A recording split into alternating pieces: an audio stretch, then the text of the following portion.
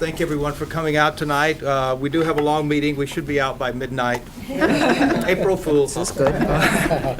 We'll call the meeting to order at this time. Could we stand and say pledge of allegiance? Here we go. Allegiance to the flag of the United States of America and to the republic for which it stands, one nation, under God, indivisible, with liberty and justice for all.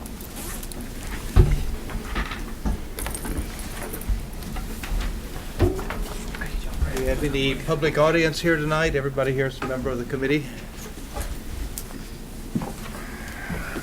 Seeing none, did everybody get a chance to look over the minutes from last meeting and have any corrections, additions, comments? Easy group tonight. I'm telling you. Let's see how don't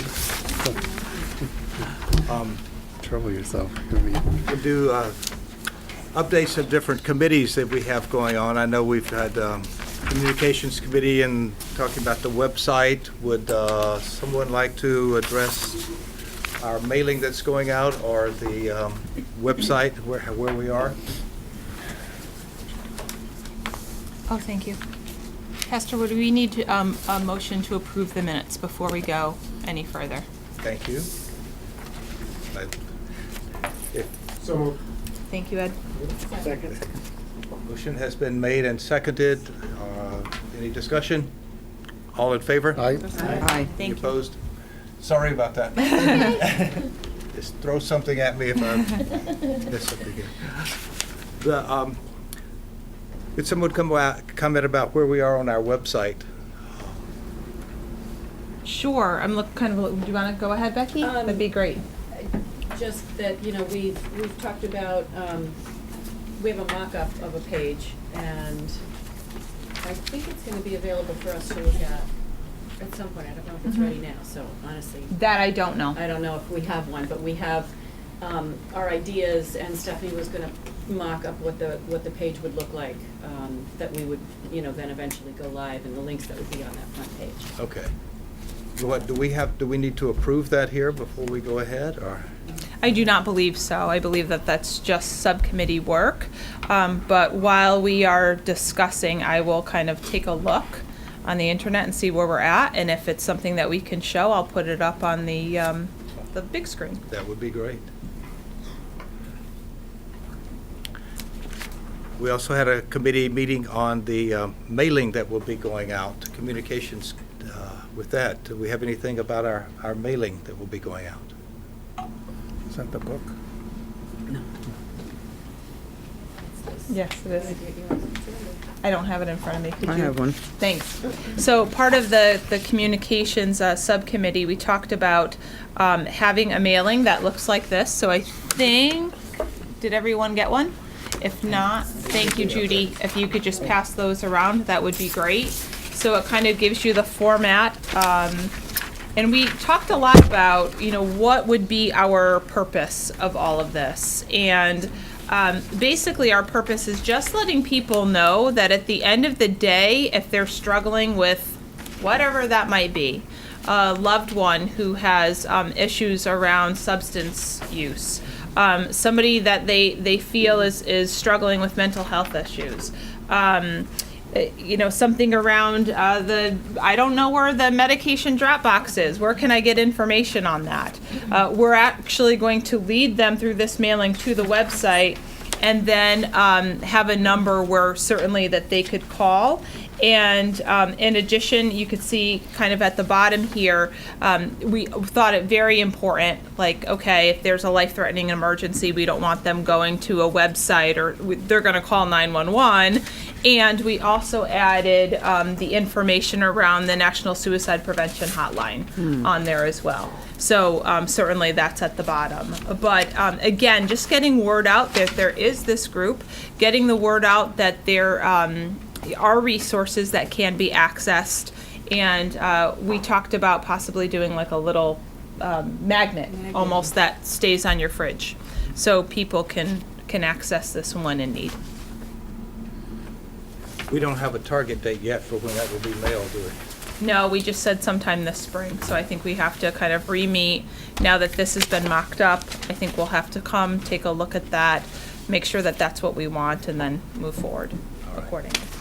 And I think magnets maybe we didn't think we'd have funding, so we thought we should design a card that was nice enough that people would put up on their fridge, because that, cost Right. of a magnet's a lot more, so the card, Like a postcard. make it look nice enough that Yeah, people will save something that. here. Save it.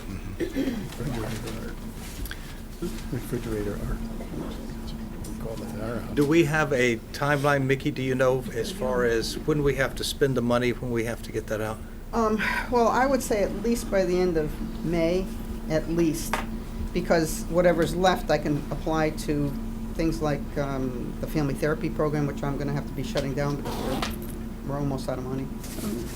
So I just need to know a figure, basically. Okay. Any other comments from the Communications Committee? Any other subcommittees we have that I don't know about that are meeting? No, I think just that, I've mentioned this last time, there was a group of us that got together to talk about, mental health awareness, and certainly this strand is what's going to bring our guest speakers to the table in just a moment. But one of the programs that I spoke about last time is this Tall Cop. So this is sponsored by the Simsbury Police Department in collaboration with Mickey, who's providing some funding in the Simsbury Public Schools.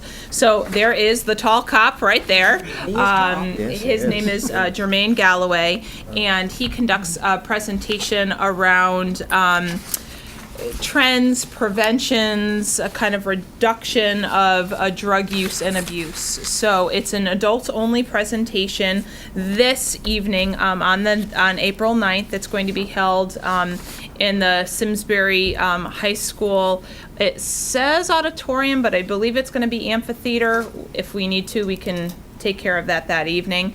And then some students during the day will be having presentations through their health classes of Tall Cop as well, in a smaller environment, more that message more specific to the students. So we're really excited about this. We're excited about this collaboration. Thank Mickey certainly and the Simsbury Police Department for co-sponsoring this event. Is that mainly your targeting parents for this, or? It could be anybody, just adults only, because of the nature of the content that's going to be discussed, but it's any adults in the community. So we've done a advertisement of this, certainly through the schools to our parents, but also in the larger community. I think we've done some advertisements through the local papers and such. And Captain Bolter sent out a public address about it as well. Yeah, I got that one. And I would really like everyone's feedback on this, because we're paying $3,600 for this presentation. It's a lot of money out of this grant money, and so I really am hoping it's really good, so I'd like feedback. I don't know if that's a good question. I don't know how long his actual presentation is. I think certainly a part of that is Q&A, so that changes. I mean, I would quite frankly hope that it's not more than an hour, because more than that people start losing interest, but I think it's probably about that, not including the Q&A that goes along with it. Mm-hmm.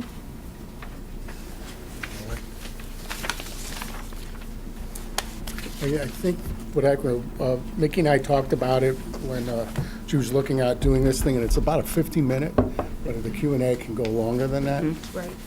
I don't know if that's gonna. It's okay. No, that's I said the presentation about an hour, not including Q&A. It's a very dynamic presentation. You've seen them, Tom? Yeah. Great. Real good. Some positive stuff. Okay. While we're on that, I know we gave out the books. Do we have any feedback from the school system as to how many we have? Will we need to order them again for next year? I know that at our last meeting, I thought Neil said that they had plenty. I'm not sure about the middle school. Yeah, we had taken a look, and I don't recall off the top of my head, but I know, I think we had reached out with that number. Yeah, no, I need the number, because our funding has been cut for next year. Okay. And so if we're gonna order any, we need to order them. Okay, So I can verify that. Okay. I can verify that. Thank you. Gee, funding cut. We'll have time for other new business coming up later, but is there anything else under our committees? If not, we have a presentation tonight.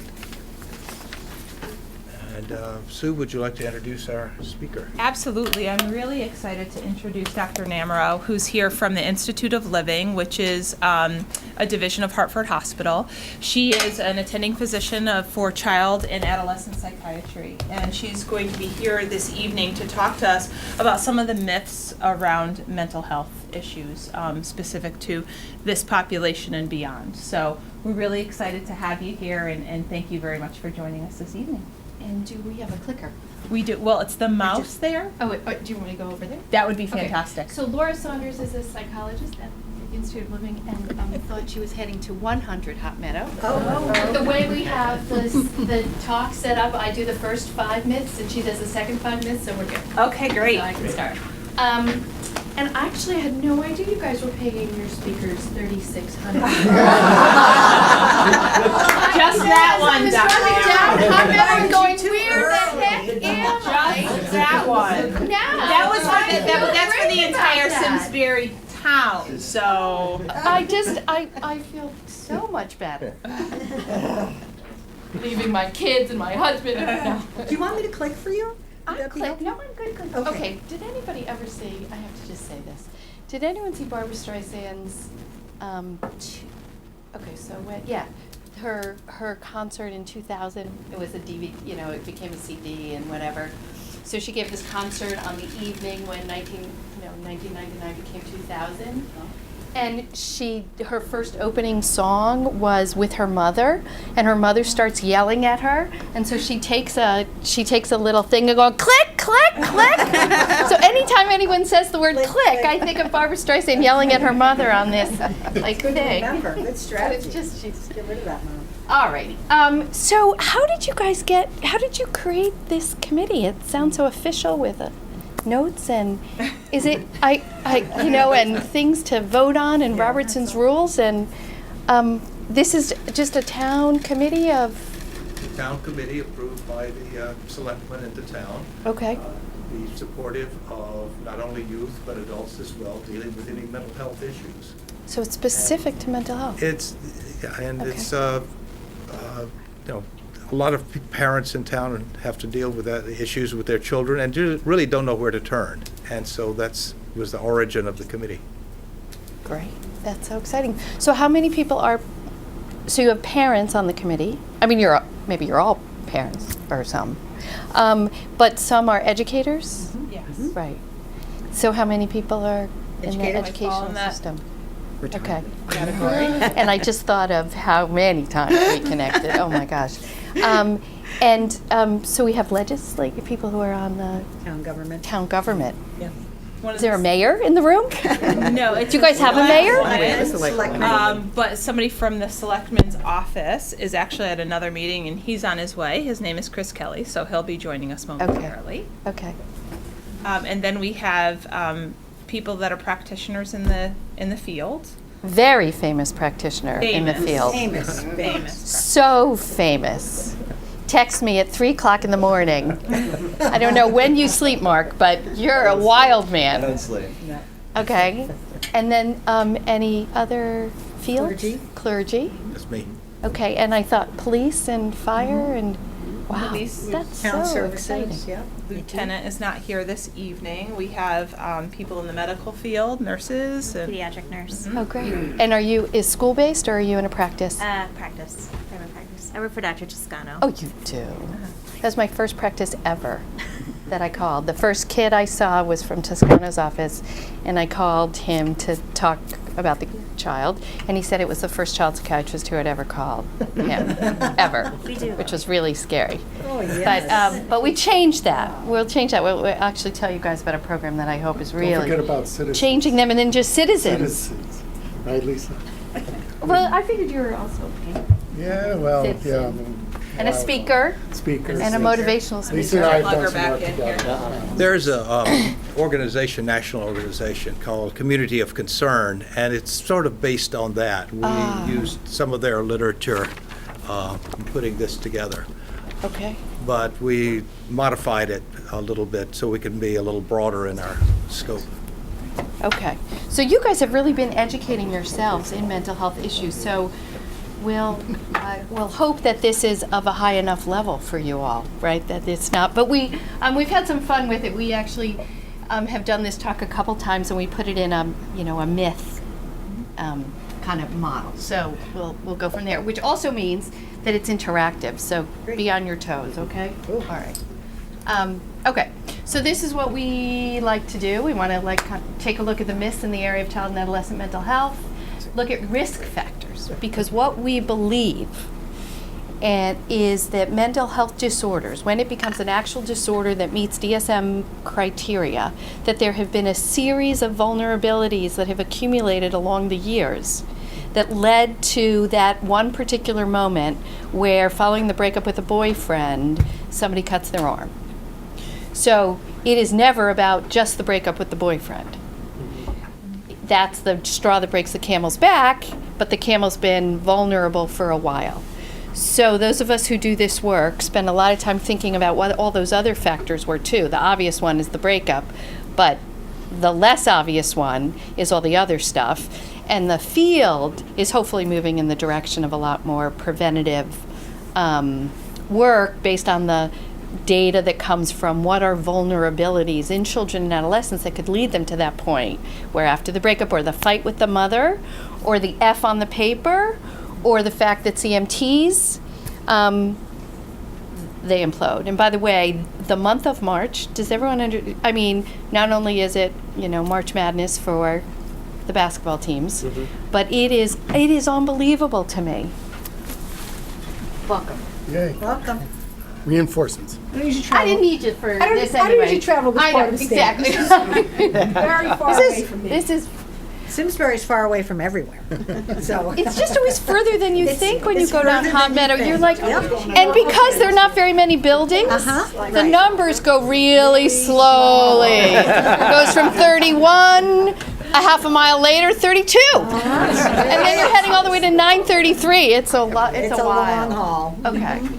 Yep. So, and Laura in particular will be talking to you about the protective factors. So what do you do when you know that there are certain vulnerabilities? And for pediatricians, and you can grab this back to Toscano, there's, I would really love for in problem list, where asthma's listed and, recurrent otitis media, that there is also listed family history of depressive disorders or highly vulnerable temperament, so that a kid very early on could be identified as being a little more at risk than others for mental health disorders. Sometimes we think about, how to devise some universal screens for our students in school. And so that's a really important conversation, and how to sort of help our schools sort of figure out how we check those boxes and pay attention to those kids, right? And not every kid will struggle with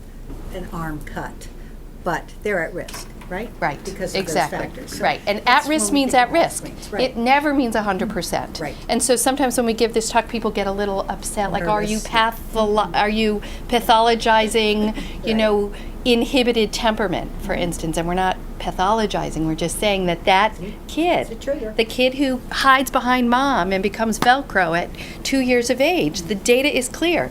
That child is at higher risk for anxiety disorders. It just is. It doesn't mean all, but it means that when they're seeing Dr. Toscano for that well child and he can't even get to the ear because that baby is, stuck, then he might want to note that and say to the mom, this kind of temperament, the kid who recoils just like that, is what we has a temperament called behavioral inhibition, and that child is at higher risk for anxiety disorders. So we're going to watch your Susie very carefully. And that's part of the stigma, because when years ago when I would talk to pediatricians, we'd get in arguments about it. What's wrong with being shy? There's nothing wrong with being shy. You're saying that's pathology, and we're not saying it's pathology. Right. But don't we want to know who's at risk? And the data from schools, what schools should do that's so kind of disconcerting, is when you put 400 kids in an auditorium and you teach them about depression, it does nothing. That does nothing. No, and I have to say, the same with substance abuse. What you're trying to do is target the at-risk kid. Then you sit them down in the room and you talk to 5 or 6 at-risk kids about certain disorders, and now you're getting somewhere. But to just do global stuff in large groups without knowing who's in your audience and who's the vulnerable, okay, so how do we understand mental health disorders? And what we say is that it begins with an understanding of what development is, right? The problem with kids is every 6 months they change. So you think you got it at 3, and then they turn 3.5. And then you think you got it at 3.5, but then they turn 4. And they're changing. And now here's the other thing that's a problem with kids, is their life gets more complicated. So you guys in the school system don't keep 2nd grade and 3rd grade. You move on to 3rd grade, and your curriculum then changes for 4th grade. And so adults get usually this feeling that if we're in a job, every year maybe gets easier, except when they introduce the electronic medical record and stuff like that and freak us all out. True, or the PPTs and the IEPs and all of that stuff, it's true. But you get a little better at it, right? That's so not true with kids and adolescents. So think about that as the backdrop. That first of all, they've got internal development that's driving change, and then they have external stressors that are changing. So just when you get 3rd grade down pat, guess what? It's 4th grade now. So that's what we say is the backdrop to all of this. And there would be a spectrum of behaviors during each stage or age that would not be concerning. But there are a spectrum of behaviors that given a certain age will be concerning and do deviate from what would be kind of usual and expected. And that means knowing a whole lot of 10-year-olds and really understanding what a 10-year-old is up against. And then saying, you know what, but even given that 10-year-old's behavior is 5 standard deviations out of the norm, I'm going to really worry about that 5-year-old, right? So we say for the school system, and reference this a little bit later, but the kid who flips over a desk in the cafeteria, right? That is not just because Joey pissed him off. Because you've got other kids being pissed off all day long and they're not flipping over desks. That's 3 standard deviations away from the mean. So I always kind of picture the standard curve, and then I want to know if whatever we're seeing is, out there. And there are lots of breakups every day. My daughter just had one yesterday. And they're not all resulting in cutting an arm. So, really, really look at that. All right, so now there's a whole 0 to 5 that comes before 6, and we'll talk about that a little bit, but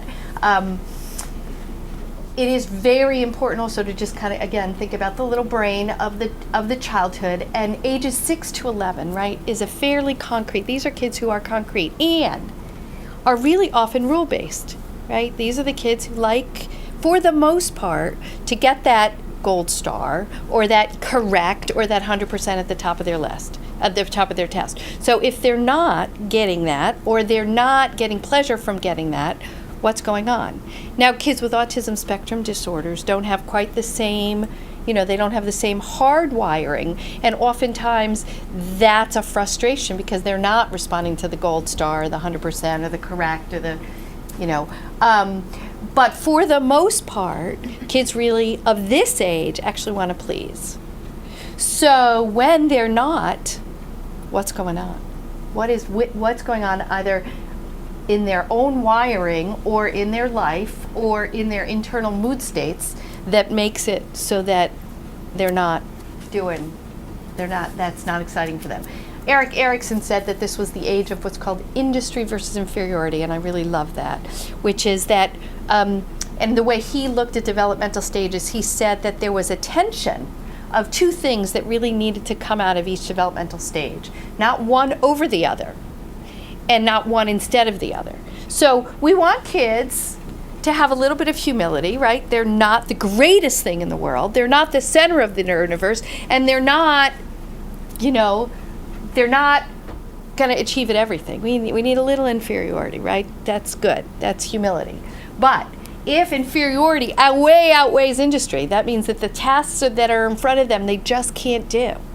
They can't do it motorically, let's say, so athletically. They can't do it academically, and so they're just feeling like everywhere they turn, they're not succeeding. Okay, now we got the balance way in the wrong direction, and that's a problem. Peer issues begin to be an issue at this age, and mental health issues, sort of in general. Like I was telling you that March has just been horrible. We're like 18 to 22 kids deep in our emergency room. Last week we had 7 ingestions up on the medical floor. Not all ingestions come to the medical floor. There's only the ones that are medical enough to come to the medical floor. That's the service I run. 7 ingestions at the same time. I don't even know when that's happened before. So if you think about March, so we actually tried to think about March on our team. And so March it's probably at every grade, there's something pretty big going on in March. So we got the CMTs, which are not called the CMTs anymore. Smarter balance. SBAC. Okay, but they're in March. Okay, we've got the residual cap because science is still, and that's 10th grade. Then we've got college. If anyone has college kids, guess what happened this week? Acceptances and rejections. And then they have to decide. And then if you're not going to college, everyone's talking about college, so there's that discrepancy. And then if you're in 8th grade, you're heading to high school, so talk about that has started. If you're 5th grade and every town has different transitions, but you guys transition in 7th grade, so it's 6th grade. But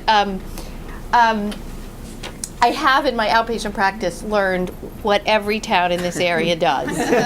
So that I know for that kid from Canton, 4th grade is going to be a transition grade. I know Simsbury is 6th grade. I know you're but it's unbelievable. And when you put all that together as the backdrop and then take a more vulnerable kid, volumes in March they're just stunning. So, but of the kids in our emergency room, 65 to 70% will be adolescents. So there are less that make sort of to that. Okay, but then now we got this explosion of adolescence. So much is happening physically, hormonally, and developmentally. The task of separation and what we call individuation takes about 6 years. Right? It starts in about 9th grade. That's when, I'm not you, Mom. I'm not you. Don't think I'm you. I'm not you. I'm me.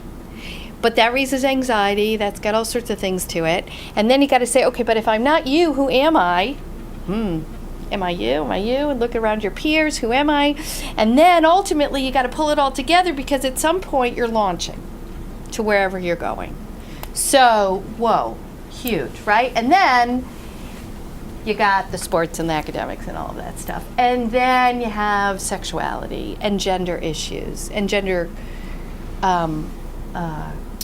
dysphoric behaviors emerge and all sorts of stuff, which again Laura will talk a little bit more about. But you can sometimes look at this and just say, how did any of us make it through, right? Like it is an incredible period of time. But please do not look at the adolescent who has now stopped going to football practice and just decided they don't want to be on the team anymore and whose grades are dwindling and think, well, it's just adolescence. They just go. See, so the problem with listing all this sometimes is then people say, it's normal. It's don't do that. Worry about the kid whose grades are dropping and who's not playing basketball or football anymore and who isn't, doing their clubs. And who's spending all their time and not coming down to dinner ever anymore. Some amount of time is good. That's the separation process. Too much is not okay. Err on the side of worrying rather than not worrying. All right, so here we go. Here's the interactive part. Myth 1, mental health disorders in children and adolescents are rare. False. Okay, yeah. And the lists are just, They're just kind of stunning. So 13 to 20% of children living in the United States experience a mental health disorder in any given year. And those in private practice, right, you could attest to how many kids might be showing up. And so... And what we always like to point out about that statistic is it's not, we're not talking about people on the extremes. I mean, these are kids from lower socioeconomic, middle, upper, here in Simsbury. It's people from all, from the nice family, from the not so nice family. This, it cuts across all different groups. So don't think that you can sort of stereotype and pigeonhole someone. Oh, those are the kinds of kids that'll have mental health disorders. It could affect anyone. And although we have our diagnoses, and we do want frameworks and diagnoses, given that these are diagnoses based on clinical presentations, you will often see the kids might meet criteria for a couple different disorders. And yes, to some degree, that represents the lack of precision in the ability to diagnose disorders. But it's also the kids don't read the category book, and so their symptoms are going to be who they are, and so they may cross over. The one I want to point out always for the education folks is that although there is this potential that ADHD can get overdiagnosed, I want you to worry about the kids who in 7th, 8th, or 9th grade really start to crumble and look like that's their first episode of depression or anxiety. Because all too often what that's representing is that they had attentional issues and even some subtle learning issues all along the way. It's just that paying attention 65% of the time was absolutely fine when your IQ was 120, but finally get to a place where now the volume has increased, you need organization, you need executive functioning, now you feel like a bucket with holes in it, you can't keep up, you're struggling, anxiety kicks in, and then depression kicks in. Yes? Would you say something about how that's differentiated between boys and girls and how they present? Yeah, that's great. Yeah. Yeah. What do you think? Do you have a thought about that? Well, I think it's much more obvious in boys. That's exactly and you can see it much more clearly. And in girls, it stays masked a much longer time. Did you do training in this? Okay. That is so correct. I was in fact going to say the girl who's presenting with her first episode of major depression, at least in my practice, the first thing I'm going to wonder about is learning issues or attention issues, for sure. Because it just turns out that those two X's, lead girls to manifest impulsivity and hyperactivity in more pro-social ways. That's just the way it goes. So, and it's not socialization, it's just the way that the genetics are. Whereas boys are going to manifest impulsivity and hyperactivity in more disruptive behavior ways. So they're going to be the ones to be identified because now they're a behavior problem where the girl just might be the social butterfly. Or if she just would kind of stay out of kids' faces, and sit down and do her work, she could do just fine. So you're absolutely right. And it is a concern. And then girls hide it more. So there's really what we call phenotypic differences in the way the stuff comes out. All right.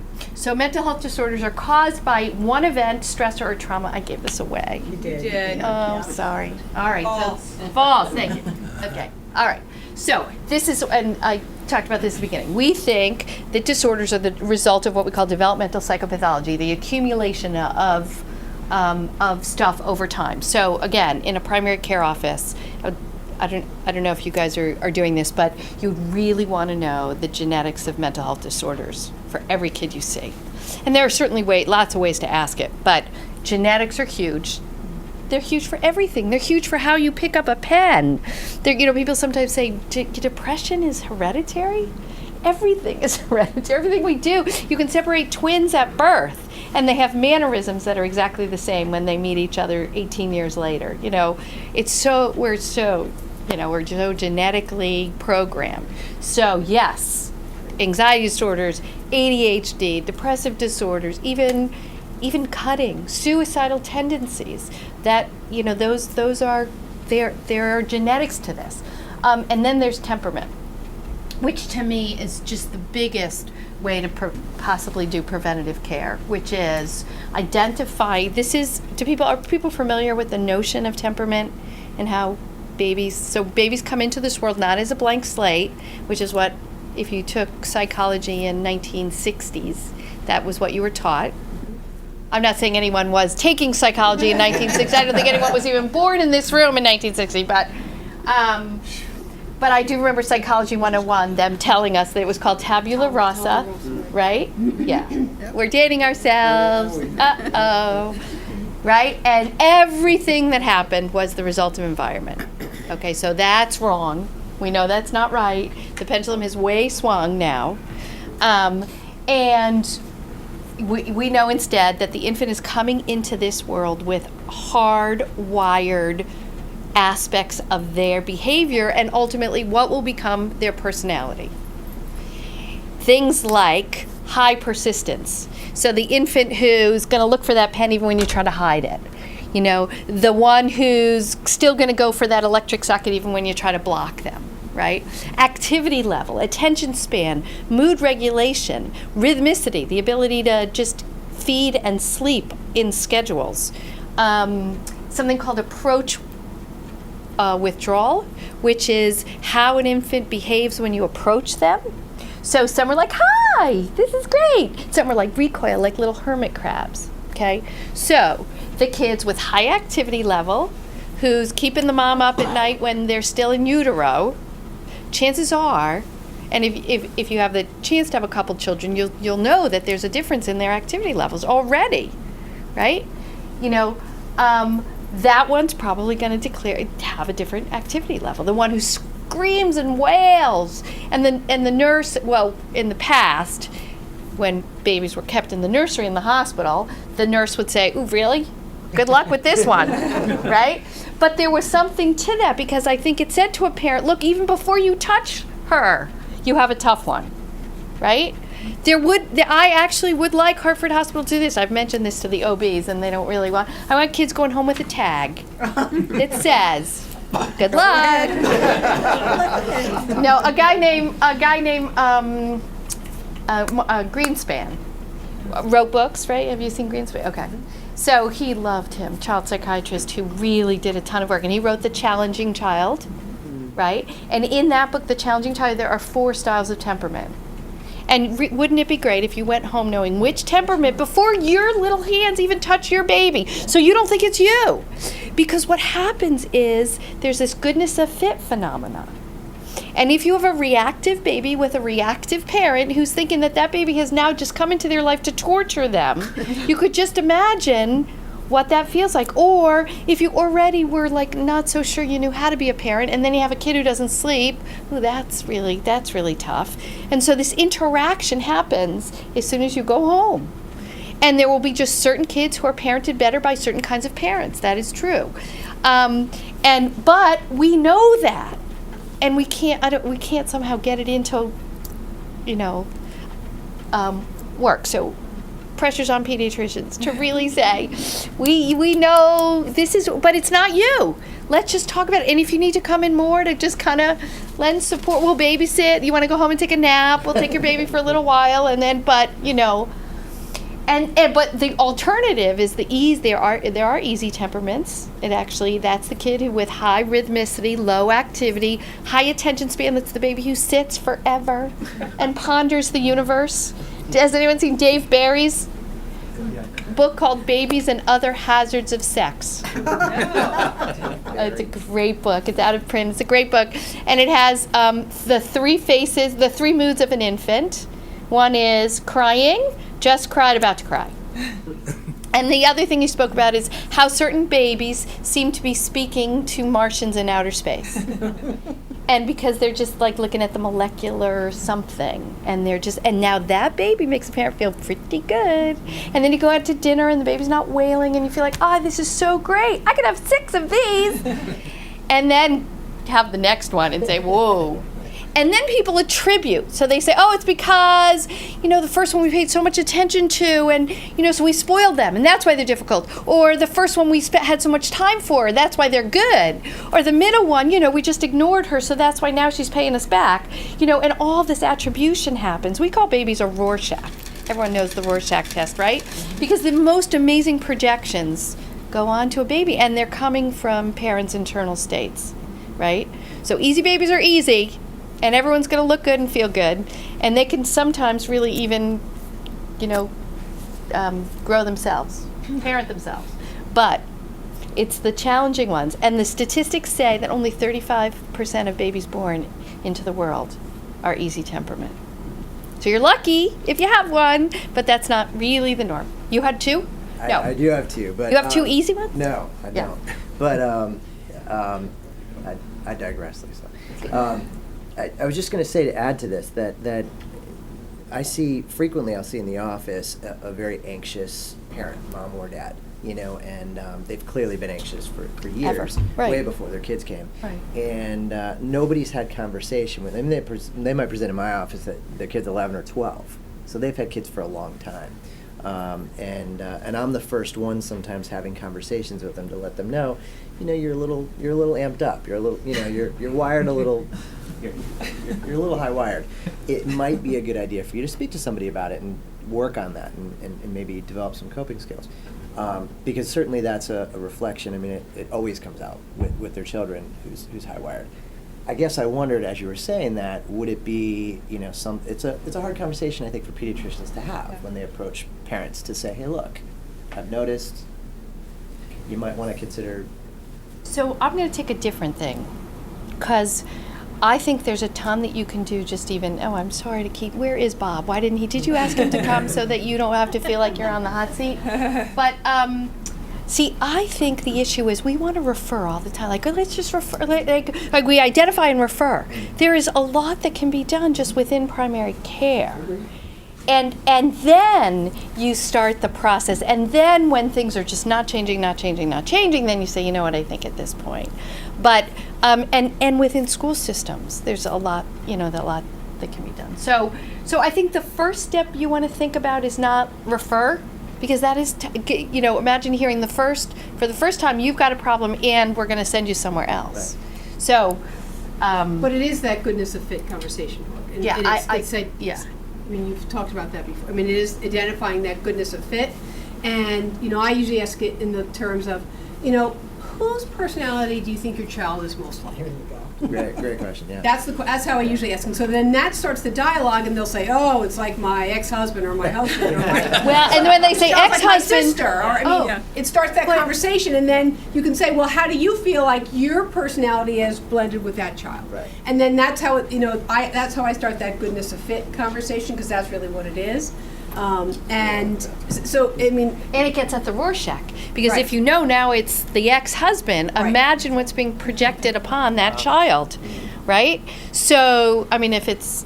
So, it's incredible. Or at the very least, it's a dialogue, because, I mean, sometimes It starts the dialogue, right? Because it could be her, it could be her sister, or a sister who's got lifelong anxiety issues, or, you see what the projection is onto the child, but it starts that conversation that, sometimes it's hard for parents who have a lot of anxiety to deal with a child who also has a lot of anxiety.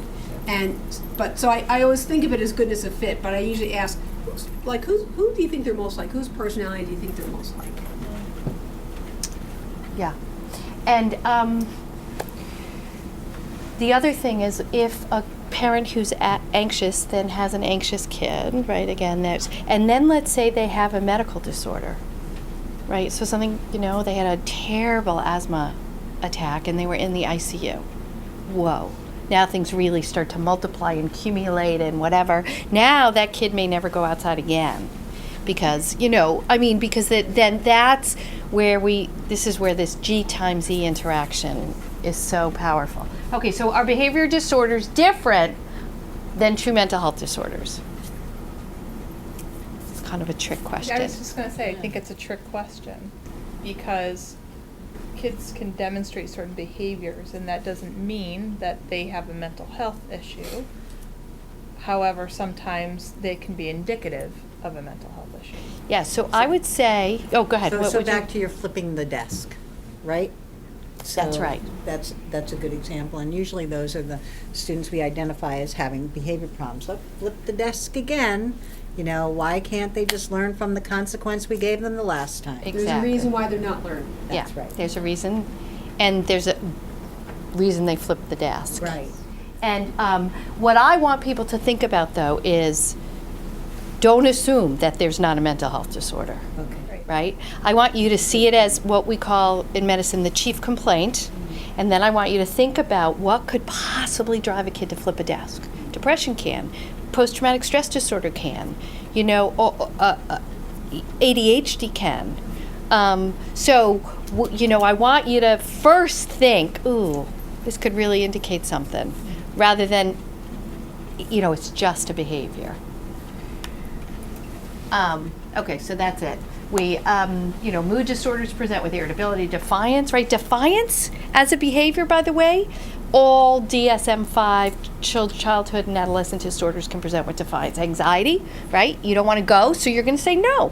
You're too anxious to go, you're going to say no. You're sad and irritable and someone's making you do something, you're going to say no. You've got ADHD and LD and you're not going to do your assignment? No.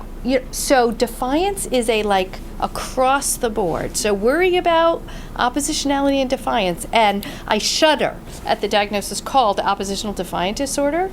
I really just shudder because that's just like the phenotype. I want to know why. Why is that kid behaving like that? Again, it feels pretty good for most kids to get adults, yay, good job, right? So if that's not working for them, that's not driving their behavior, what's going on? I'm going to watch time. How long do you want to end by 7:30? Or so? Yeah, All right, that let's would will be in for 7:30. good. But you're really good, so you go on as We can long as keep you going? want. Am I going to get that $3,600 though? We've got We're a tag team here. I'm going for the $3,600.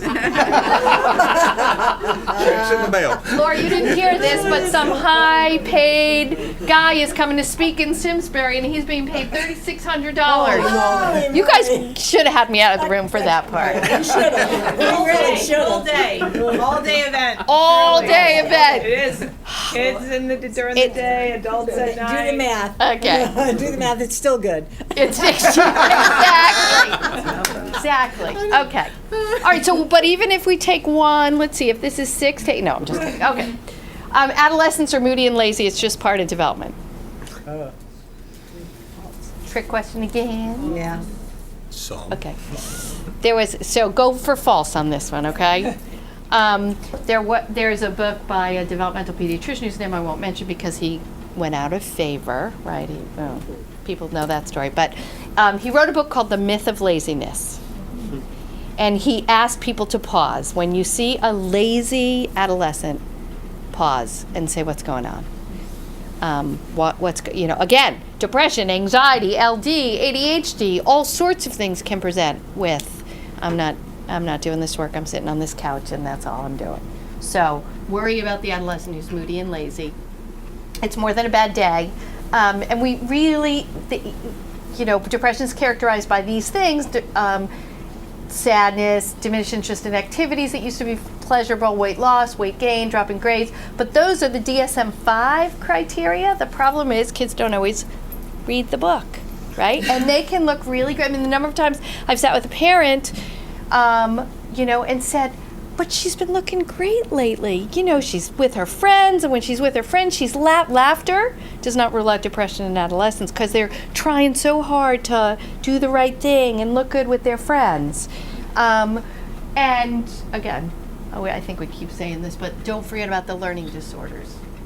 Because this is the face of adolescent depression. They could look sad, they might, but they could look neutral, and then they can look happy. So it's kind of like the 3 moods of the baby, cried, about to cry, just, the adolescents, it scans and they're just sitting around with this pool of whatever, and they're not telling anybody. And they're certainly not telling their friends.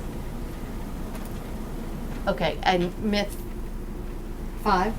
You do 5. I do 5. Okay, I forget where we cut off. Suicide comes out of nowhere. False.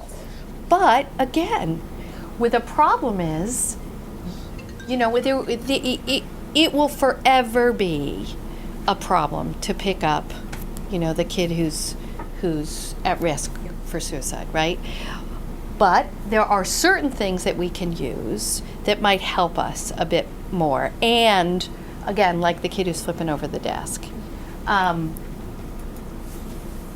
So we think there's, you know, comes from family history. There can be a family history of maltreatment, previous suicide attempts, right? These are the easy ones. But they are the reason that we spend so much time with the kids who are already presenting to our emergency room or have had an ingestion, because Lord, we don't want them to do it again. And so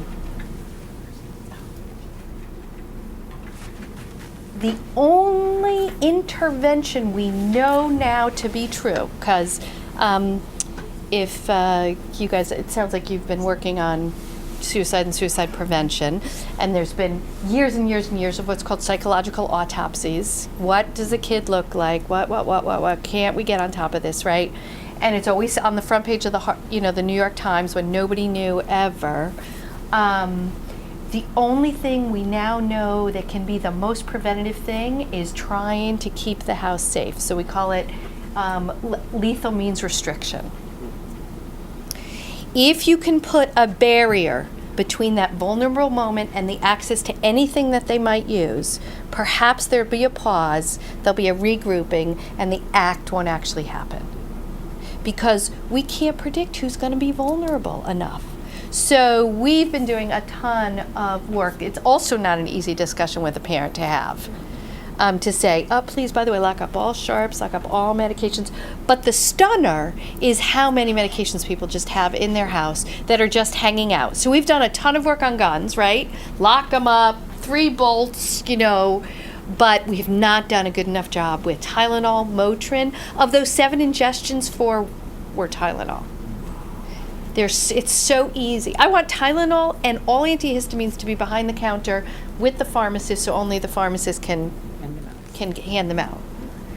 I have seen 2 girls. I was on a liver transplant service, and 2 girls went to transplant after an ingestion. So, and then actually there were trouble listing them because it was from an ingestion. So that's an easy thing for primary care. That's a really easy public health thing. That's an easy thing for schools to have up. That's a really easy thing to say to parents. At the very least, all prescription medications should be out of reach. What are you assuming? Are you saying that my child is going to commit suicide, doctor? Is that what you're saying? No, I'm saying we don't know. So the only thing we know we can do is put a barrier between that moment and the action. So play that up. Okay, I'm going to turn it over to Laura. Okay, so according to most adolescents, everyone their age drinks and smokes marijuana is harmless. It's not harmless. Well, so this is another trick question. So according to most adolescents, it is harmless and everyone does it. Yeah. That is their perspective. But what See, we didn't want to have all no's. Right, what we know is that it's not harmless.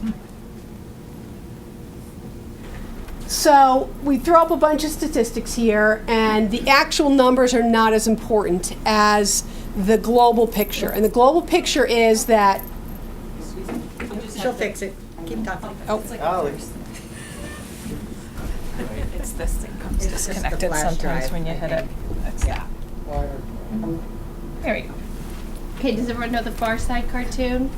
Yes. Yes? The projectionist drops his glasses and the audience is yelling, focus, focus! So what's most important here to pick up is that access to substances is greater than ever. In many circles, it's actually easier to get marijuana than it is to get alcohol. And high affluent communities are equally, if not more, at risk than low affluent communities.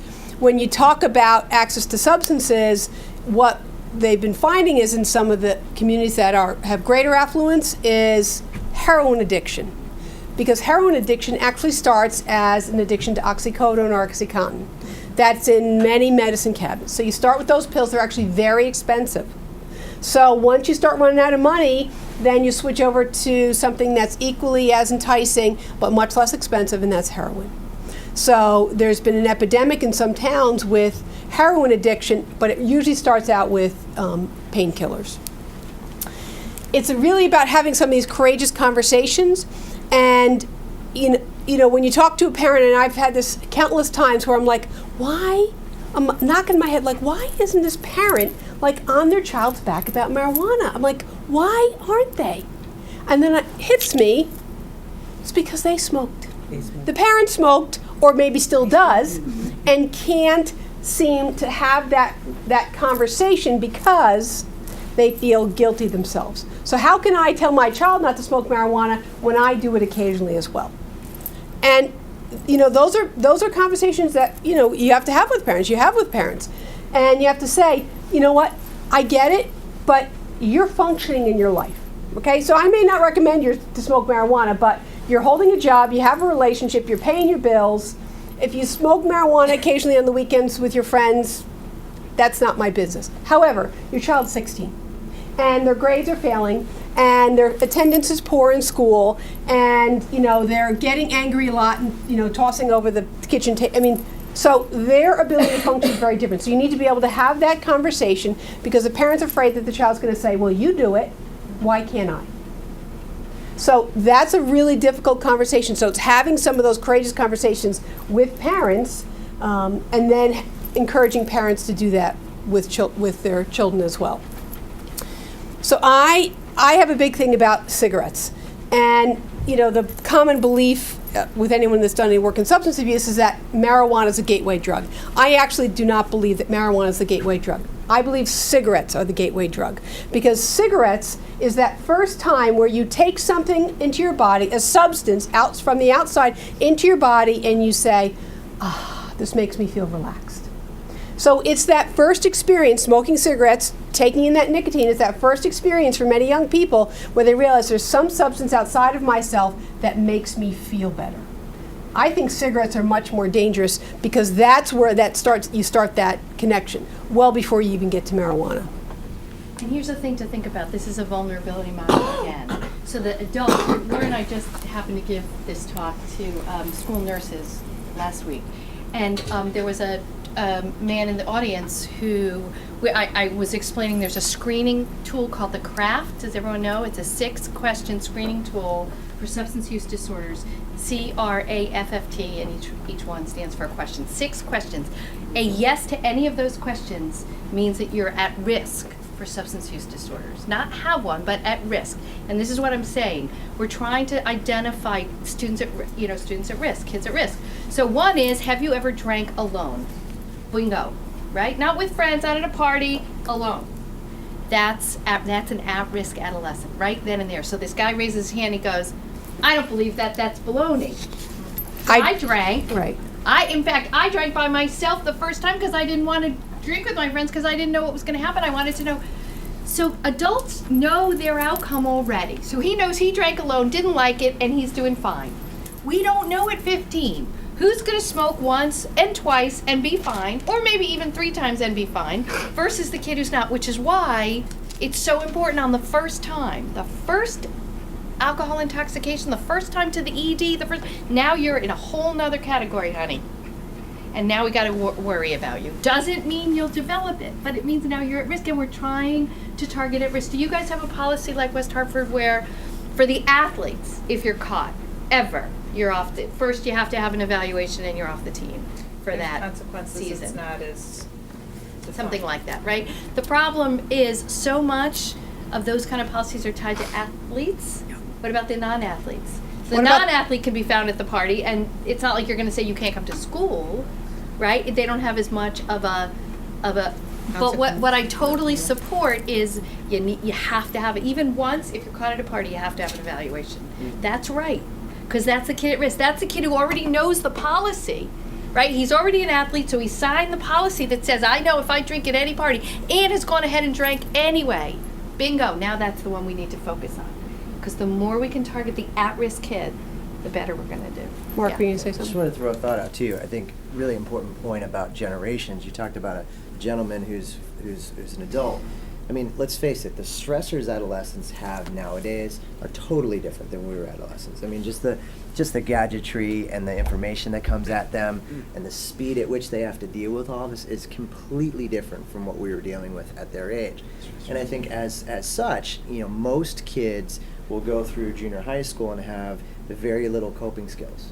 So they don't have barriers to these things. And they're sort of thrusted upon them, and then they do what Laura said. They start smoking cigarettes, and they get relief.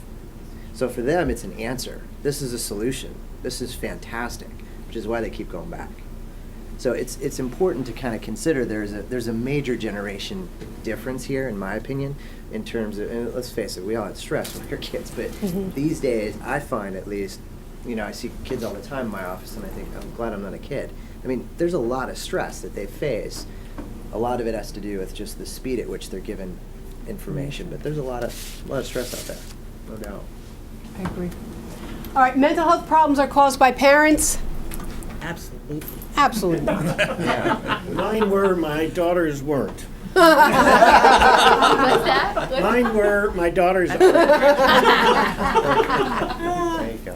So what we know is strong family connections are a protective factor. It is the reason why schools work much harder today than they did 10, 20, 30 years ago. There's a much greater separation between church and, I would say church and state, between home and school. Now we know that actually the greater the homeschool connection, there's improvement in test scores, there's all these great improvements. So doing things within the school system, I think, districts are getting better and better. My kids are in the magnet school system, but, it's a little harder because people are spread out. But really taking the time to create that connection, because the stronger the family is, the more protective it is. When you work with families, you help them reflect on their own upbringing and what mistakes they may have experienced and how not to recreate some of them. Remembering that we're role models in the same way that teachers and administrators are role models, parents really need to recognize that they're role models as well. Support your child in achieving goals, and most importantly, make behavioral expectations clear. That we all know that the best teacher is one who has really clear expectations and is not inconsistent. It is the same with parenting.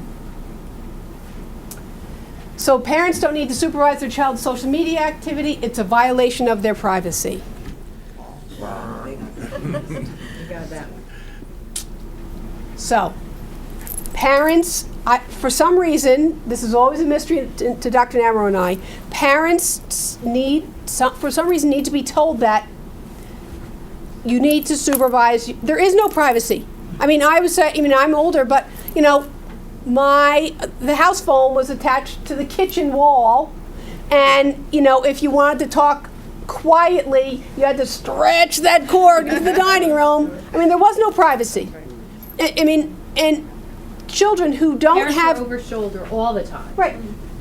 Children who don't have adolescents don't have judgment. They believe they're infallible. They're closer to 3-year-olds developmentally. They believe they're infallible. They're invincible. They don't have judgment. And so parents need to be aware and advised. And sadly, this is hard for me because I think technology bounces off the side of my head and it doesn't stick to me. So when this went down, I'm like, whoa, someone else has got to help me. I did an interview for, I think it was Channel 8 a couple weeks ago. And no, it was Connecticut News Junkie. And it was about a new app that's out that allows parents to get access to all their child's social media activity. And I said, my position was that's an excellent idea. However, it does not take the place of communication and supervision. So if you can work this app, that does not take the place of communication and supervision. And having some of these really difficult conversations, sometimes with parents, my daughter goes to University of Hartford Magnet School, and we had a state trooper come in and talk about what it's like to, better understand these apps and all the different things as a way to sort of scare people up and say, it's okay to really supervise what's going on. The technology is constantly changing, but there are always problems in school. Social media, I'm sure if administrators could eliminate social media, especially in middle school and high school, they would, because it causes more problems than it solves. It's good for the high-functioning autistic kid who can't make a friend and can make an online friend, but, my program kids know that I'm frequently railing against social media. So, just some of these basic things about trust is something to be earned, that you don't give your kids a cell phone and then say, please make good decisions with it, because it's not going to happen like that. The one thing I will say about social media that can be used positively in school systems is that it is a way that kids connect. And if kids are connected, they might know who's in trouble. And then they might call for help, because again, in the emergency room, the number of kids who have been referred in because a friend saw what they posted and got worried and did something about it.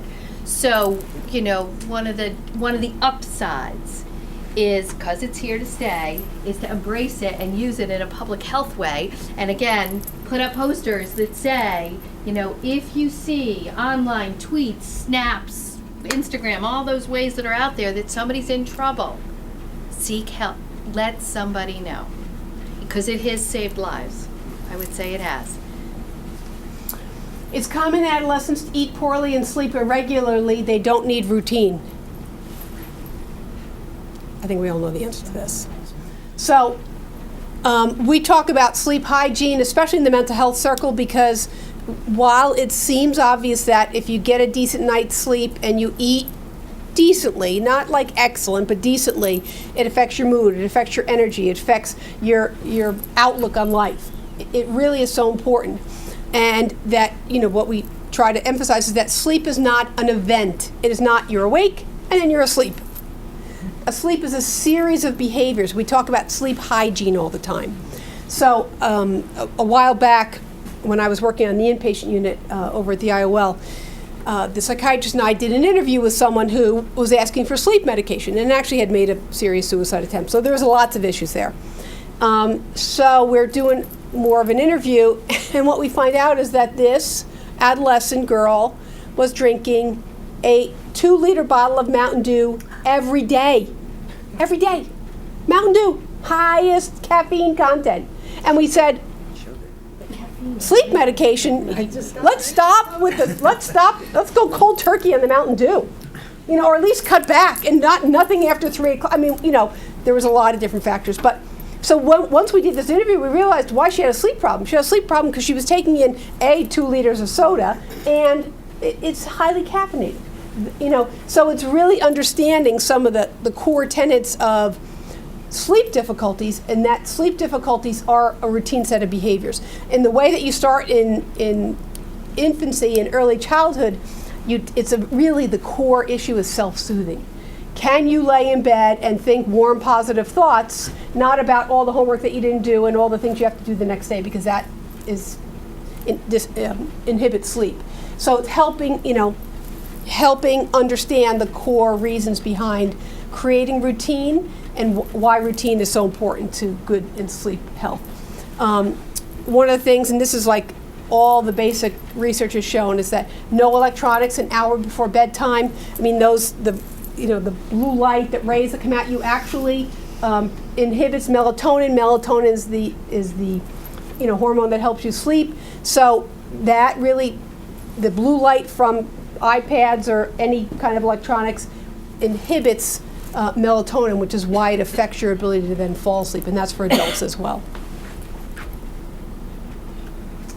So the benefits of healthy eating, I think we already went through this. Consequences of a poor diet, a lot of this we already know.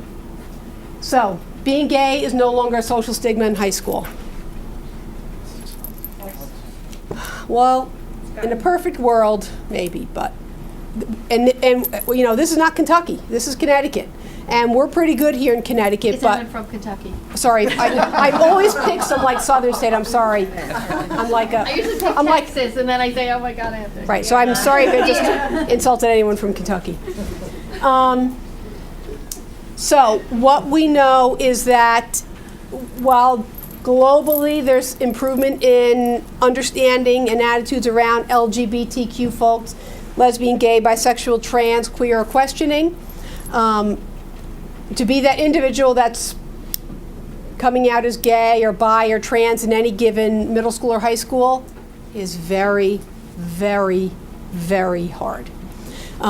More and more, what we're finding is that individuals are really coming out as gender dysphoric at a younger and younger age, which means that their internal feeling of masculinity or femininity does not match their external biological sex. We call that gender dysphoria. Some people call it trans or gender nonconforming. I go back and forth with the different terms I use. And people are, individuals, young people are coming out as gender dysphoric at younger and younger ages. They're in every single school district in this state and in all states. There's lots of stuff going on with these kids in terms of wanting to support them as they take steps to transition, because the worst thing you can do to a LGBT kid is induce shame, because that shame becomes lifelong and is really, really hard to deal with. So go ahead. I was just going to, do people know when gender identity forms? What age do you think internally? It's 3. By age 3. Okay, so imagine how long, in the kid who finally comes out with gender dysphoria, imagine how long they've been holding on to it. Or they didn't even have the language for it. That's stunning, right? So even if we're saying now middle school, that's still that they've been walking around for 5, 6, 7 years holding this thing that maybe even earlier they didn't even have language for, and then maybe they've acquired language for, but by then they're not thinking they can say anything. So it's really striking how long. So for 18 years, I was on the child adolescent inpatient at the Institute of Living. About 2 years ago, I moved over to Young Adult Services, and I started my own program. It's the only program of its kind in the state of Connecticut. It is for young adults, although I always go a little younger because of my background in child and adolescent. Young adults who identify somewhere on that LGBTQ spectrum and who have co-occurring mental illness. And what we know is that there's greater propensity for people on the LGBTQ spectrum to have mental illness, not because of some inherent difficulties, but because of these 3 additional stressors: social stigma, minority stress, and family rejection. So those, you take an underlying vulnerability for mental health issues or negative coping, and you add those 3 layers of stress on social stigma, minority stress, and family rejection, and it kicks off into a more serious mental health problem. So I'm thrilled and honored to be running this specialty track. I did bring my pamphlets today. So what we know is that the period of time between self-acknowledgement of your LGBTQ identity to yourself versus someone else, that period's the greatest risk, but you may not even know it, right? So they've acknowledged to themselves, I think I'm trans because I really want to be a male and I'm born female, and they've acknowledged it to themselves, but they haven't told anyone else. That's the greatest risk period for suicide. And the thing is, though, they give off signs. They do. They give off signs. They give off signs in schools. Dr. Namerow and I are the hugest proponents. Schools are the best place to deal with some of these things because you see such a wide range of kids, and you can tell the kids that are sort of stepping outside of what's typical. You see, there are signs that these kids are in distress. They don't often have the words to identify what's going on. What we do know is that school systems and districts that have policies that protect specific anti-discrimination clauses, not just the GSA, but anti-discrimination clauses that protect LGBTQ youth, that those youth have a better time in school. GLSEN is the Gay Straight Education Network. They do a massive survey every year of kids all over the country. And that's what they found, is that those school districts that have policies in place to protect these kids, those policies actually work. It actually helps administrators and teachers realize that these kids need to be protected, and I can't just allow someone else to be calling them a faggot in the classroom and just let it go. So this is just sort of our summary of risk factors so that you kind of keep it in your mind. The genetic vulnerabilities, temperament, early loss, trauma, abuse or neglect, social competency, learning disorders, poor academic performance, and substance abuse. God, what else is there, right? That what we often say is cumulative, risk factors are cumulative and additive. So a kid that has any one of these might not be a huge issue. But you add an early loss on top of a trauma, on top of being bullied, now it's additive. It's plus one, plus one, plus one, plus one, and that they go on over time.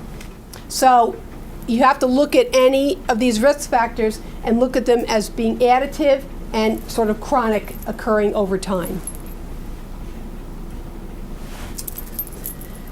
Promoting resiliency, again, really reinforcing that homeschool connection. It is so important as a resiliency factor.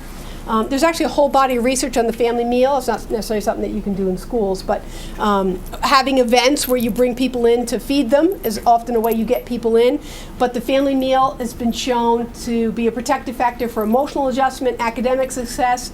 Kids are less likely to engage in substance abuse and more motivated in school. That's another public health poster you can put around here in Simsbury. It's actually only 2 to 3. So it's not every night. Right. It doesn't have to be 7 days. You know, It's like three living with the times a Joneses. week is what makes it a protective factor. Even identifying, like every Wednesday night, that's what the Jones family does. Wednesday and Sunday. Just setting something up that the family can, it's about affiliation and connection. Right, and that's what we know is that positive social connections doesn't have to be sports teams. It could be the chess club or the Italian club or the, ultimate frisbee group. I mean, it doesn't have to be the high-profile sports. Getting kids involved in connections are really, really critical. We were going to have a slide about the benefits of parenting an adolescent, but we couldn't come up with any. So we only have a slide on the challenges. Until they drive, and then they can drive their siblings. So just looking at what we know some of the challenges are in terms of access to social media, mood instability, judgment, hormonal changes. I don't think I need to go on about that, but. So this is the hallmark that we use, and Dr. Namerow said it in some ways, and I'll say it in my own ways, but we just want to keep reinforcing this.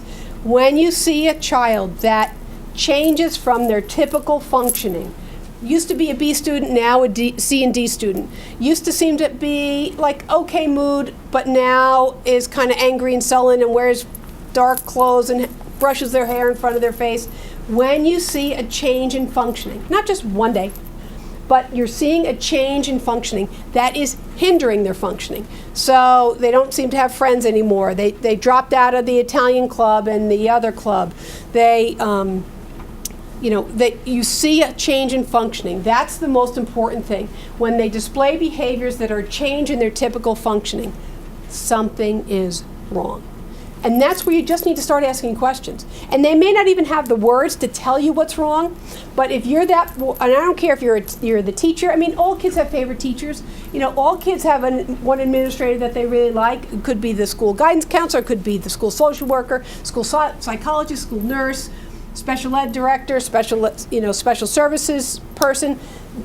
You're all potential resources. It's not any one person. If you're that person that says, gosh, you just don't seem like yourself the past month. Like, what is going on? Oh, I'm fine. And then a week later you say, really, Billy, you just don't seem yourself. You seem like something's wrong. Is anything wrong? No, I don't. But you ask that question. You ask it more than one time, and you're letting that kid know that you might be a safe person to, when they start to figure out what it is, that you might be a safe person to tell that to. It starts that dialogue. This is a quote that I got in a group about a couple years ago. Someone who had pretty significant mental illness and really struggled through high school, didn't leave a room, didn't do anything, got poor grades, and her quote was, "I kept waiting for my parents to ask me what was wrong." Now, you could easily say, well, why didn't you just tell them? But that's a teenage brain. She was waiting for her parents to ask her what was wrong, and they didn't ask her, so she never told them, and it just got worse and worse.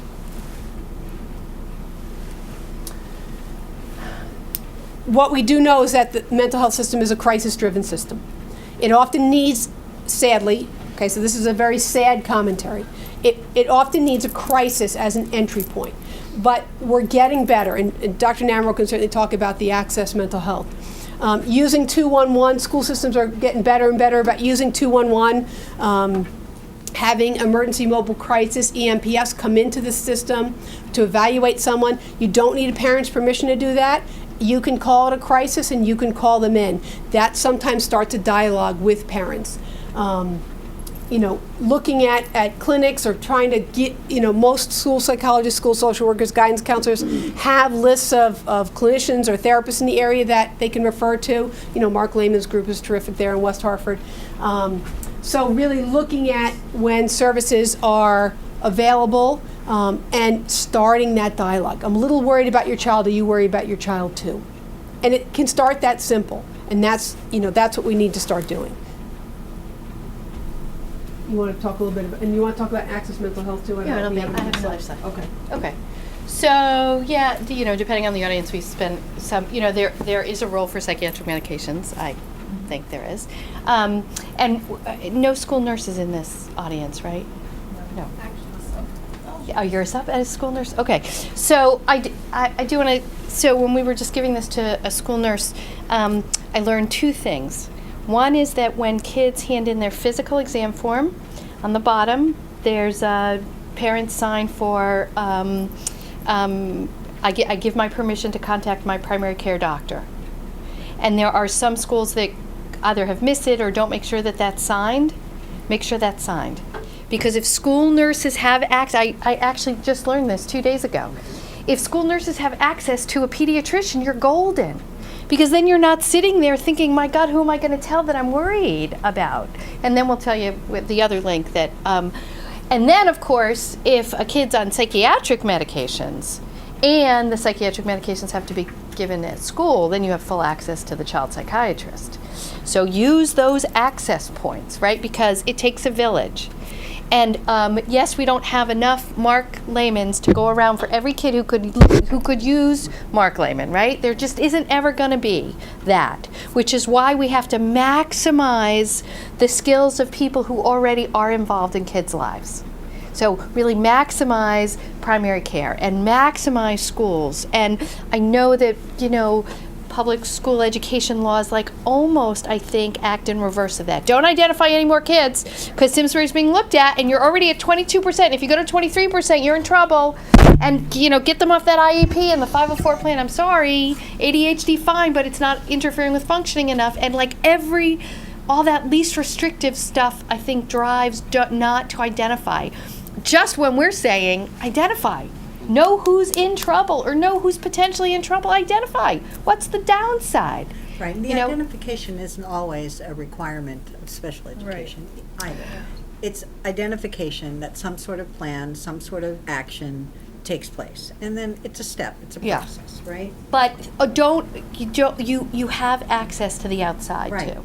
You so do. Really make sure that is signed. That was really new. I had no idea. And it's not limited. So even though those physical exams get sent in at 3rd grade and 5th grade and 9th grade and 10th or whatever, there's not a limit on it. We looked at the form. You make a really important point about the importance of that communication and collaboration with outside providers and shared information. And some recent changes in our legislation has helped us as school districts be able to talk directly to physicians. Yeah. That's been monumental. Here's a law to support, and there are no adolescents in the room, so I can say it. Yes. There's another form that I want to share. It's called a comprehensive disclosure form, and they're for college students. And that's the form, once your student turns 18, for the school to allow them to contact you if they think your son or daughter is in trouble. And it has to be signed every semester, and the student can, after they turn 18, can withdraw it out of the file at any time. And so when I do my trainings with parents, just make a phone call to the school and see if they'll talk to you while you're spending all this money educating a young person, because many times now the young person is away, right? And we know the brain doesn't develop until 25, right? And they're away and they're out in the world, so to speak. More ways as parents that we can stay connected to kids. So if they are in trouble, we can act, the better.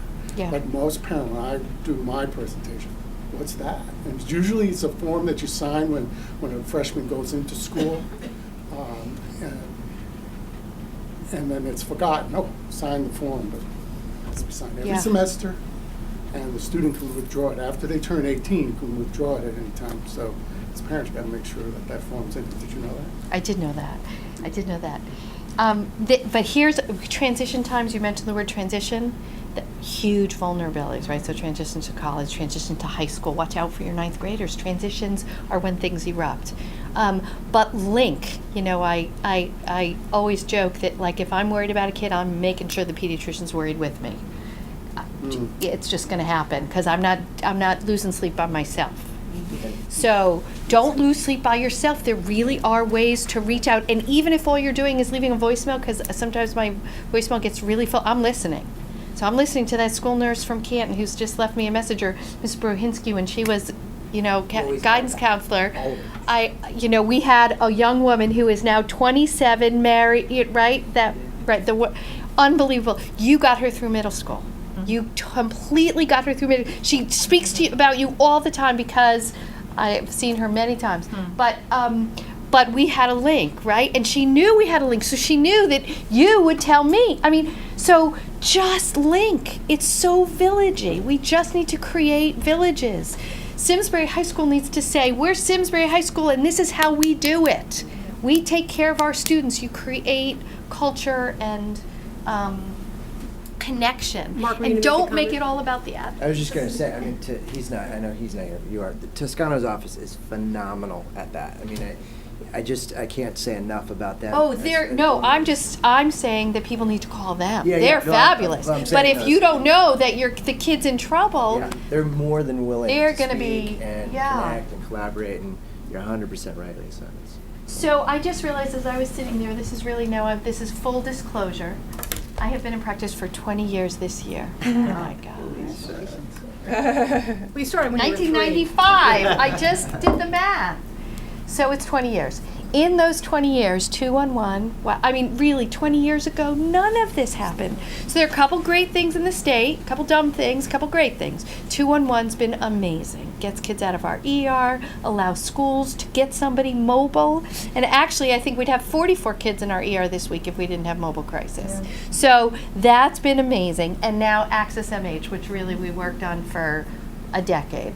So this is a primary care consultation program, which is if a primary care provider is seeing a kid and they are worried about that kid, you step out and you call this program and you get a live person immediately to discuss the case with. And so the program just started in June. I actually had a shift this morning, and we're pushing for, at least in the first couple years of the program, for the call to be by the pediatrician and speak directly to the child psychiatrist. So that means the link could be if the school nurse sees something that's a concern and says, you know, Billy's been coming down with stomach aches like 16 times a day and we can't get him back to class, and then when I ask him what's wrong he starts crying, can't get any further, but you know, would you see him? Now he shifts to Toscano's office, and then Dr. Toscano's seeing and says, whoa, I gotta help link this kid. So now I call Access MH, and you know, they talk to the child psychiatrist who's on, and we have a team of child psychiatry, social work, case management. It just was launched in June, and Malloy has already cut the budget for it. But it's gonna keep going. It's a state fund. It's not a grant. It's state. It's a line item. Connecticut was shamed into it because 35 states have this program, including Massachusetts has had it for a decade. So we're gonna keep at it. So the initial contact should be pediatrician to child psychiatrist, just to think through the case for the next time. But then there's case management and linkages and you know stuff. So it is not to replace 211. It's not to replace the emergency room, and it is not a direct care, and it's not for parents. It is to maximize comfort for primary care, to be looking for, and in certain instances, managing Does it mental help disorders. with access? Well, it helps with access in that now it's our problem. Okay. So if Dr. Toscano or your office called us about Billy Smith, now Billy Smith is on our roster. Okay. And so we've got to help Billy Smith connect to the Just some support. services. I think it I So- mean, I've gotten referrals into my program Yep. from Access MH. I mean, Okay. because we are such a multidisciplinary, multi-level care hub, the reality is, if we get a call from if I get a call from either Dr. Namerow or Kim Brownell or Morella Loftus, and they say, can you talk to this pediatrician for me? And then I talk to the pediatrician, I'm like, oh, okay, I'll take him in. Right. It does actually So create it more of a creates- link. because It's that's- direct access. It's linked. Now, again, Yeah. remember, there still are not enough providers Not to go enough around. providers, and that's So the problem. part of what this program is doing, just like why the state decided to fund 211 was to get kids out of the emergency room, right? So that was the only reason they did it. It wasn't because it was the right thing. It was because hospitals were saying, get these kids out of our emergency room, right? So this is that every phone call, and talk about fun, so I feel like I'm doing tutoring because now I have, Dr. Smith who really wants to understand this because the kid's right in front of them. And, education theory says don't do big lectures, right? Target. So you get to target the pediatrician who's interested or the primary care provider who's interested. So it's to also increase comfort so that certain things can stay in primary care. Not all, it's just certain. So It also puts that name on an It puts it on important our list. radar. Exactly. Right. And now watch for Billy Smith. for Billy. But when I learned about this link, I was like, that's how That's great. that's how it can go. Right? So, and then we just have to keep going. That's it. And we're done. Stigma. Yeah. Talk about it. So the thing that Tom and I did, right? I was so scared about this play that Hall High School did, which was on suicide. It was about this girl struggling with suicide. I was so scared about it, right? And then we were there to kind of help manage the crowd. And the kids were amazing. They were amazing. The questions that they asked, the stuff that they were thinking about, we worry, we don't want to put it out there. But in targeted ways, it's a discussion, we've got to talk about this stuff. All right, that's it. Questions, comments?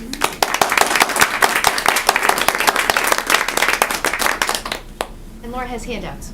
Two things: her program and a thing that the IOL Mental does. health first aid, that's a good point. Do So, you have that? have you guys heard about mental health first aid? Yep. Yes. Okay. Ooh. So have you had it here in the district? Yeah, Yes. I have to go. Yeah, I'm required to go, but. Okay, Teachers? because what they're doing is the Institute of Living is actually coming out to places to do it. Oh. So if you want to have it in district, I will get your information because of course I remember those flyers, but I was rushing to get out here. But the coordinator is Patty Graham in the Family Resource Center at the IOL, and I can get you her information. If there's enough of people, and I think they only need like 8 or 10, they'll come out and do one on site. Oh, great. And there's some good news. We're working with Nancy as well. I chair the American Foundation for Suicide Prevention's newly formed Northern Chapter, and there's funding to do first aid. And Nancy Hubbard. Nancy Hubbard, right, she's the head of the... Right, she's going to do the training. Oh, great. Or it's available for the training. And through AFSP, there's money to do it. So not only the hospital, but also now there's organizations, and that's available for all of the towns. And the goal is to try to get mental health really Right. Right to the grassroots. Well, because that's what decreases stigma, right? I mean, it's like, we're not talking about, our crazy Aunt Edna who was in the asylum. This is, it could be your neighbor, it could be your child, it could be your aunt, it could be your, could be your sister. I mean, that's why we do these statistics. We're talking like 13%, 15%, 20% of people that might be diagnosed with a mental health disorder in a given year. This is not 1%. So we need to start talking about this and talking about this openly and say it's okay. Because once we decrease the stigma, we improve access to care.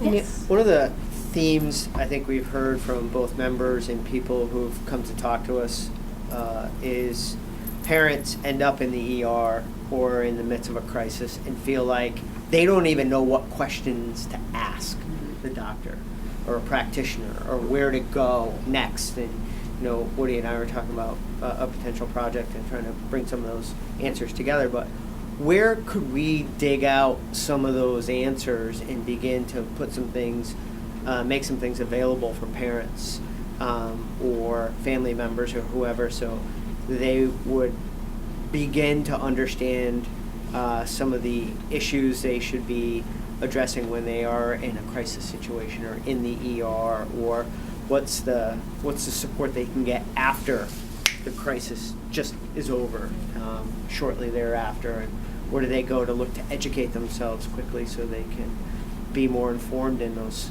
situations.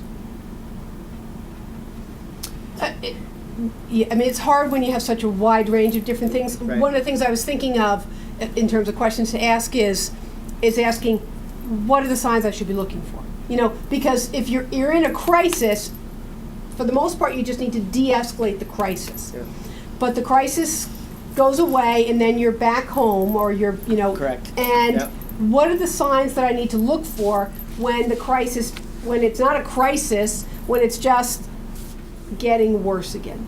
So what are the signs and symptoms? I mean, you know, it's the hard part about mood disorders is that they're not always obvious. It's not like I'm very sad. It's, you know, and I actually almost never ask kids if they're depressed because they never say yes. I mean, you know, it's moody, anxious, irritable. I mean, it's what are the signs and symptoms I should look for, and really coming up with some common sense terms.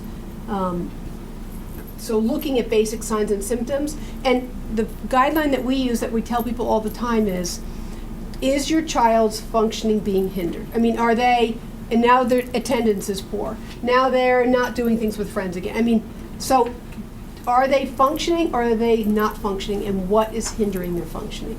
So it's trying to keep it as simple as possible. And again, any one issue should not be looked at in a huge way, but it should be recognized and not just brushed under the table. But what I would say, because Laura doesn't have to live in the emergency room. I would love her to, but she won't come over. But no kid should leave the emergency room without a plan. Mm-hmm. First, it is, what do you think was going on, right? Mm-hmm. And then second, so tell me what you think this is. Yep. And then second, what is the plan? What is the plan? So the plan might be hospitalization first. Mm-hmm. The plan might be a referral to a, you know, inpatient or a partial hospitalization plan. It might be using the mobile crisis team until the treatment begins. But then I also always go over with parents that treatment, if you get to a crisis, then treatment has to be at 3 levels. One is to consider biological support, so medications. 2 is clearly getting treatment support. Now that's not the kid that's going to be referred back to primary care. That would be Right. totally inappropriate, because now we've got a higher crisis. And then the other thing is education, right? That now has to, because now, right, adults get to leave work, take a medical leave. They don't go back to work if they've just had a suicide attempt. Mm-hmm. They've got, you know, so to put kids right back in whatever they had before is you know, not, now there needs to be a period of recovery. So it's, we call it a biopsychosocial treatment plan. Bio being the medication, sort of psycho being the actual treatment, but social is, what are we going to do at home that might be different now, and what are we going to do at school?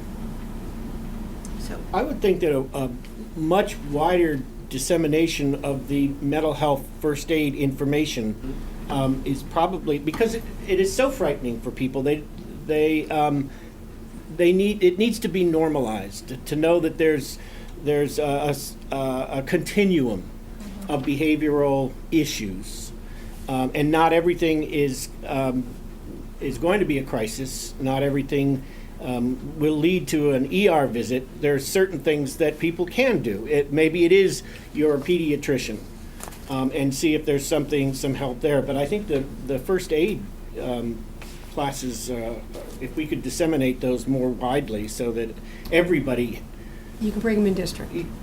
so that everybody knew that this is just part of life, and Mental health first aid is in 2 sections: youth mental health. There's is youth, for right, there's youth and And then adult. there's adults. Right, so there could be kids that want to do it. 12 to 18, they'll do it. The other thing is 211 has really become a really good resource. I know where parents are facing a critical situation, they don't know what to do. They're out of school, they call 211, and it's been reported to me that the social workers on 211 of how it's more like an education, just what you were saying, educate through what could potentially be.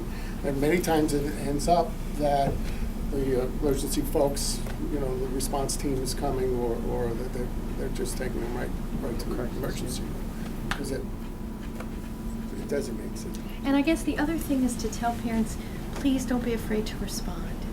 If your kid has just had a meltdown that lasted 3 hours, don't be afraid. That's a crisis. So I think even the identification of a crisis, that's so hard to say, oh my God, we're really here? We're here in this place? Yes, you are. Okay. But, you would for an asthma attack, you'd get them right in. If your kid is having a meltdown that seems so unbelievable, don't sit on it. Yes, mobile crisis is out in 40 minutes, and the emergency room, if it wasn't March, is every emergency room has a clinical team now. CCMC is more pediatric for sure, but yeah, don't wait on a crisis. That's, I think, the biggest difficulty. Well, that's a problem that I see a lot, is that parents will say, oh, I'm not going to have my child tested. I don't want the stigma attached. I don't want them labeled. And that's a real issue. And that's why we do things like this. It is to decrease that stigma. It's, it's actually not just your child. There are childs in my district and in my parish, it's really working hard to decrease the stigma.